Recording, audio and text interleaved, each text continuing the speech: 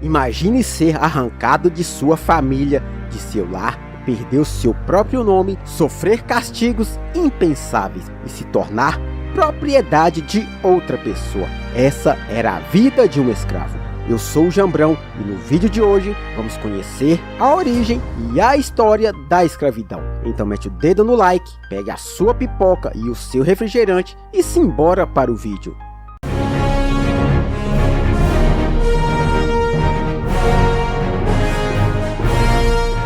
Desde que os primeiros grupos de humanos se juntaram e criaram as primeiras sociedades e começaram a guerrear entre si, existe a prática da escravidão. Não importando se você era negro, branco, asiático, ateu ou religioso. Aqueles que eram subjugados durante as batalhas, criminosos e até devedores que não conseguiam pagar as suas dívidas eram escravizados. Com a expansão do cristianismo no Velho Mundo, essa prática passou a ser pecado e proibida pela igreja. Mas o Império de Portugal há séculos travava uma dura batalha contra os seus inimigos otomanos.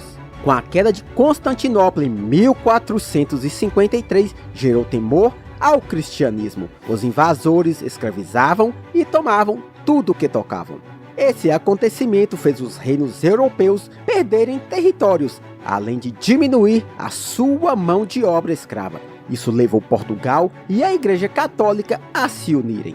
Lembra que a Igreja Católica proibia a escravidão? Em 1455, sentindo-se pressionada pela perda de reinos católicos e o aumento do islamismo, o Papa Nicolau V escreveu a bula papal chamada Dum Diversas, concedendo ao rei de Portugal Afonso V escravizar povos considerados hereges que não fizessem parte do catolicismo em outros territórios. No século XV, o Velho Mundo estava no auge das grandes navegações travadas principalmente por Portugal e Espanha. Durante essas navegações, os portugueses em 1483 chegaram à África, sob o comando do navegador lusitano Diogo Cão, e entraram em contato com uma nova cultura e um reino monárquico já estabelecido, o Reino do Congo. Esse reino era comandado pelo rei Nkuzininga. O reino era formado por diversas províncias e líderes,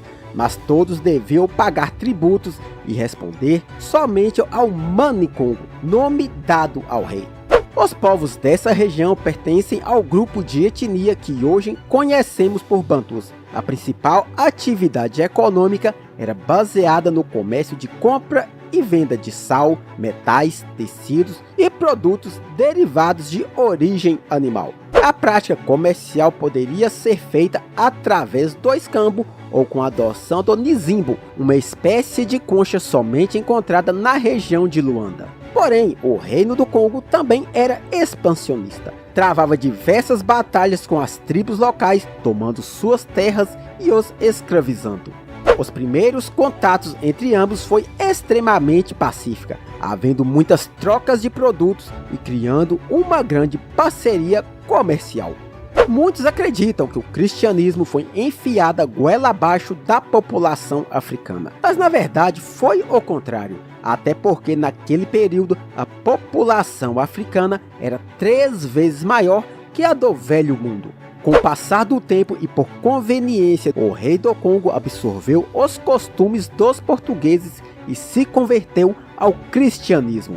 Em 3 de maio de 1491, o rei foi batizado e passou a se chamar João I. Com a morte de João I em 1506, seu filho Afonso I tornou-se o novo rei, ordenando que os totens e os ídolos da antiga religião fossem destruídos e fez com que toda a população e os nobres se convertessem ao cristianismo. Isso gerou um grande conflito com a parcela que defendia a antiga religião e um dos nobres era seu próprio meio-irmão Ampazu Nzinga. Mas com a ajuda do arcabuz, uma arma de fogo cedida pelos portugueses, venceu a guerra e terminou com a morte do seu irmão no campo de batalha, aumentando a simpatia dos portugueses para com o novo rei. Em 18 de março de 1526, o rei do Congo escreveu uma carta ao rei de Portugal pedindo que lhe enviasse 50 padres. Essa parceria geraria uma das mais tristes páginas de nossa história. Vou usar um ditado que talvez possa soar cruel ou vulgar. Juntaram a fome com a vontade de comer. Os portugueses precisavam de mão de obra escrava para enviar às suas colônias, enquanto o Reino do Congo precisava de armas para conquistar cada vez mais territórios e destruir os seus inimigos. Temos que entender que nessa época a escravidão passou a ser uma guerra religiosa e não racial ou étnica. Com a expansão do Congo, houve um aumento gigantesco de escravos que eram vendidos ou trocados por diversos produtos e principalmente por armas de fogo. Os escravos eram colocados nos porões dos navios sob condições desumanas, em locais extremamente pequenos. A água nem sempre era potável, a comida era praticamente feijão, arroz e farinha. E a falta de uma dieta balanceada gerava várias doenças como o escorbuto. Além da sujeira, era difícil de se movimentar e de até mesmo respirar. Os navios negreiros podiam carregar de 300 a 500 escravos, e as viagens duravam semanas, levando a uma alta mortalidade. Um quarto dos escravos não sobreviviam à viagem, ou seja, a cada 100 pessoas, 25 morriam. Isso se manteve estável por muitos anos, até que começaram a surgir as primeiras divergências. Em 6 de julho de 1526, em outra carta enviada ao rei de Portugal, Afonso pede para que os portugueses parassem de negociar escravos com os senhores do Congo, pois isso estava lhes dando muito poder e criando revoltas contra ele. Então ficou estabelecido que os escravos só poderiam ser negociados com autorização do próprio rei do Congo. Mas isso não durou por muito tempo, e os portugueses começaram a negociar com o reino de Angola, que em pouco tempo tornou-se muito poderoso.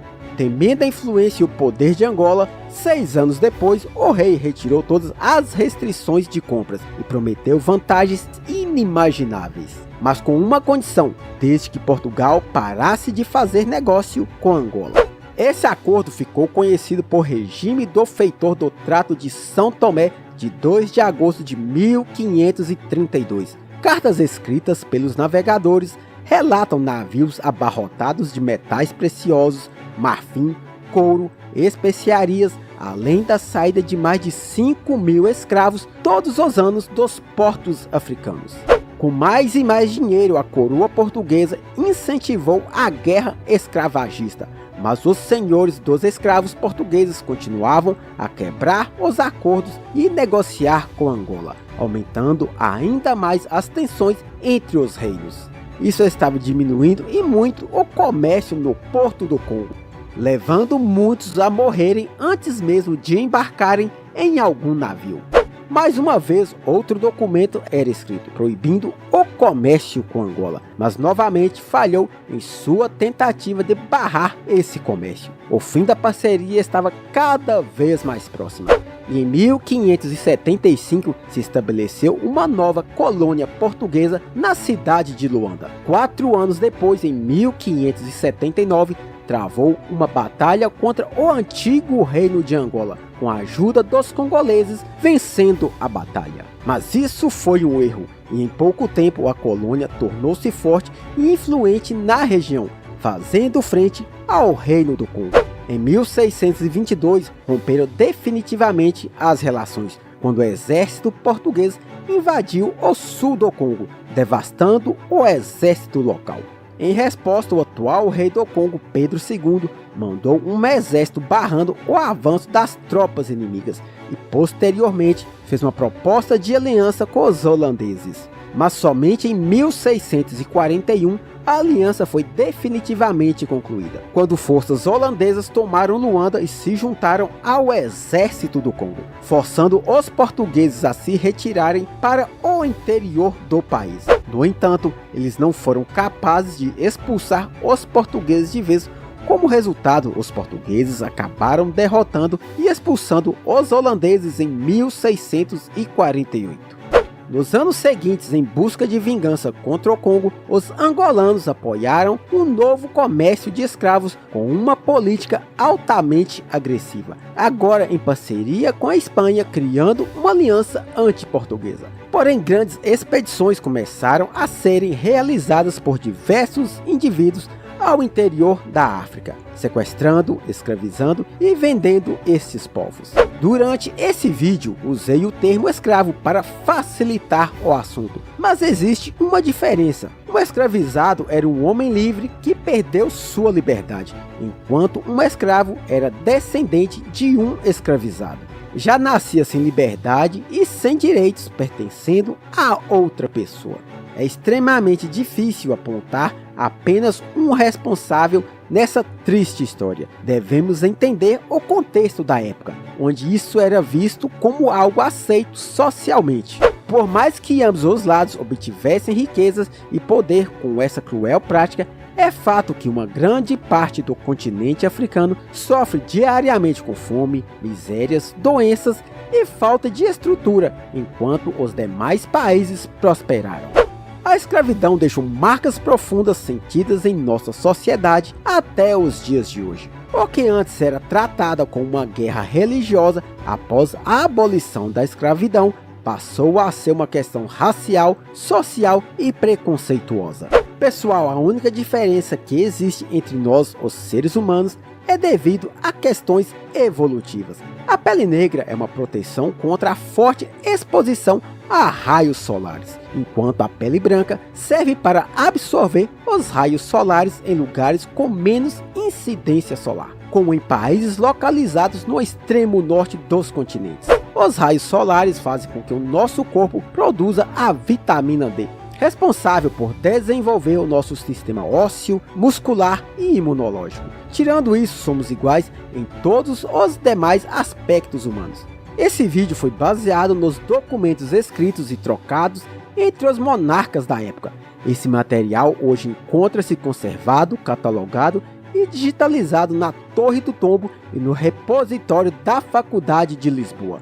Vou deixar aí na descrição para quem quiser conferir esses documentos. Espero que você tenha gostado do vídeo e que de alguma maneira eu tenha te ajudado com os seus estudos ou somente matando a sua curiosidade. Não se esqueça de compartilhar o vídeo com os amigos e se inscrever no canal. E como de costume, nos vemos semana que vem.